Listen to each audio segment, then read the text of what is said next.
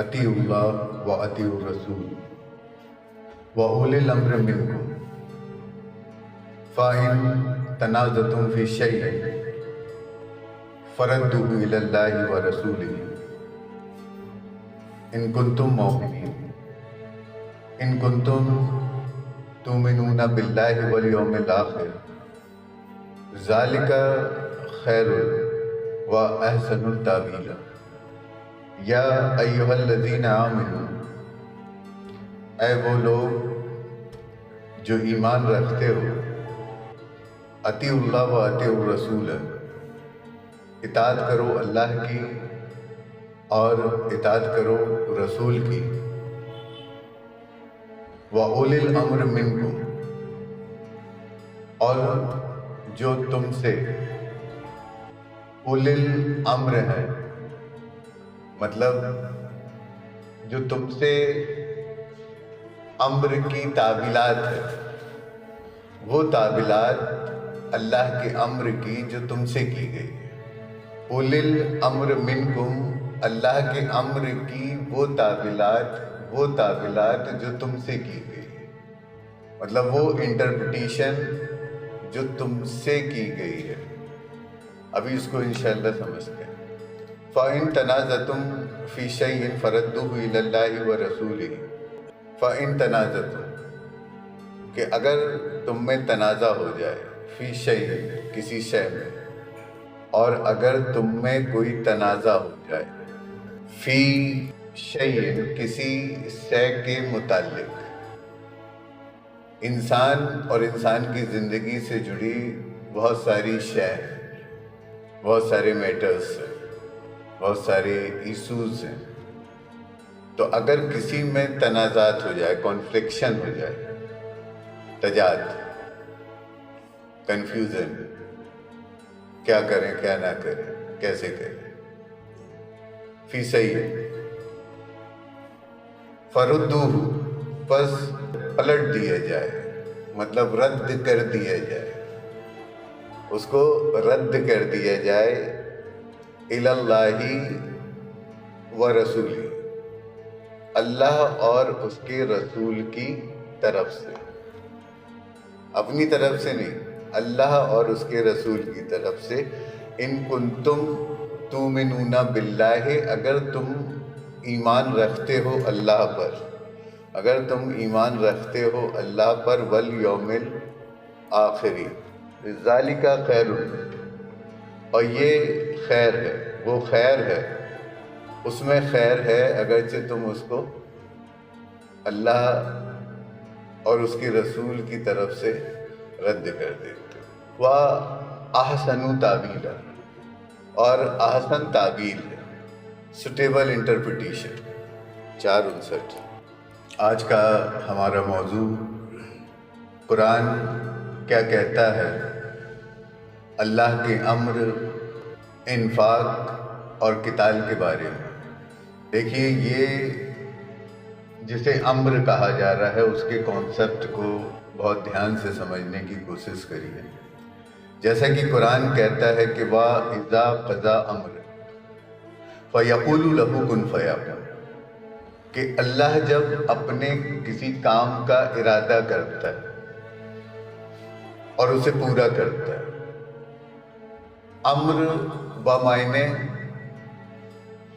کام کے ہیں، کام، ورک، ارادہ کسی نہ کسی کام کا ہی کیا جاتا ہے۔ تو یہ جو لفظ آپ سن رہے ہیں امر، اسی سے بنا امارہ، جو آپ نے سنا ہوگا نفس امارہ، اسی سے بنا امور، بہت سارے کام، اسی سے بنا امیر، ان کاموں کا ذمہ دار، اسی سے بنا مامور، وہ جس کو وہ کام سونپے گئے۔ یہ تمام الفاظ امر سے بن رہے ہیں، اور ٹھیک ویسے ہی بن رہے ہیں جیسے کہ کسی ایک بیج سے ایک درخت بنتا ہے، اس کی ساخ، جو اس کی شاخائیں ہوتی ہیں، اس کی پتی، پھول اور پھل کے ساتھ، اسی طریقے سے یہ بن رہا ہے۔ تو قرآن کہتا ہے وَإِذَا قَضَى، جب وہ قضا کرتا ہے، پورا کرتا ہے اپنے کام کو، فَيَقُولُ لَهُ، بس وہ اس کے لیے قول کر دیتا ہے، اس کے لیے قول، اقوال کو، قول، اللہ اپنے قول کو پیش کر دیتا ہے۔ فَيَقُولُ لَهُ، وہ کہہ دیتا ہے لیے اس کے، کن، ہو جا، فَيَكُن، پس وہ ہو جاتا ہے۔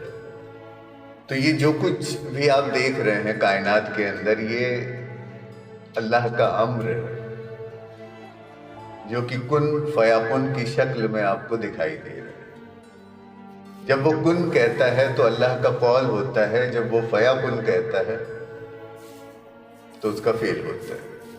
کن یعنی قول، ارادہ، حکم، ہو جا، فیکن میں اس کا فعل ہوتا ہے، وہ پروسیڈ ہو جاتا ہے، پروسیس میں آ جاتا ہے، اپنے بیہیویئر میں آ جاتا ہے، وہ ہونے لگتا ہے۔ جب تک اللہ کا حکم نہیں ہوگا ہو جا، تب تک کچھ ہوگا نہیں۔ جب تک وہ کہے گا نہیں بن جا، بنے گا نہیں۔ جب تک وہ کہے گا نہیں مٹ جا، مٹے گا نہیں۔ جب تک وہ کسی شے کو حرکت نہیں دے گا، اس میں حرکت نہیں آئے گی۔ کوئی شے اپنی جگہ سے متحرک ہو ہی نہیں سکتی جب تک اللہ اس کو حرکت نہ دے۔ اسی لیے بارہا ہم کو انشاءاللہ اور ماشاءاللہ کو مینشن کرنا پڑتا ہے، اس یقین، بھروسے، اعتماد اور علم کے ساتھ کہ کوئی بھی شے اپنی جگہ سے تب تک حرکت نہیں کر سکتی جب تک اللہ اس کو حرکت نہ دے۔ تو جو بھی متحرک حرکات آپ دیکھ رہے ہیں، جو بھی بیہیویئرز آپ اپنے ماحول میں دیکھ رہے ہیں، یہ اللہ کے امر ہے، یہ اللہ کا امر ہے۔ اللہ نے اپنے امر کو دو صورتوں میں بیان کیا، ایک صورت اس کی انفاق ہے اور ایک صورت اس کی قتال ہے۔ یہ دونوں ہی اللہ کے اعلیٰ ترین امر ہیں۔ اس کو میں دو اس لیے بول رہا ہوں کیونکہ اللہ نے قرآن میں امر کو واحد لیا ہے، لیکن یہاں پہ اس کو دو طرح سے لکھا گیا ہے، انفاق اور قتال۔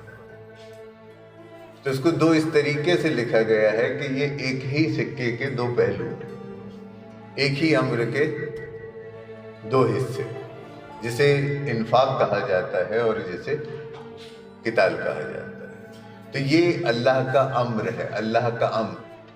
امر آپ کے سمجھ میں آیا کیا ہے؟ اس کے کام۔ حکم الگ چیز ہے اور وہ خود عربی ہے، اور امر الگ چیز ہے۔ امر کا مطلب ہوتا ہے کام، مطلب سوچا سمجھا کام، جس کو باقاعدہ پلان کیا گیا، جو پری پلانڈ ہے، اس کو کام امر کہا جاتا ہے۔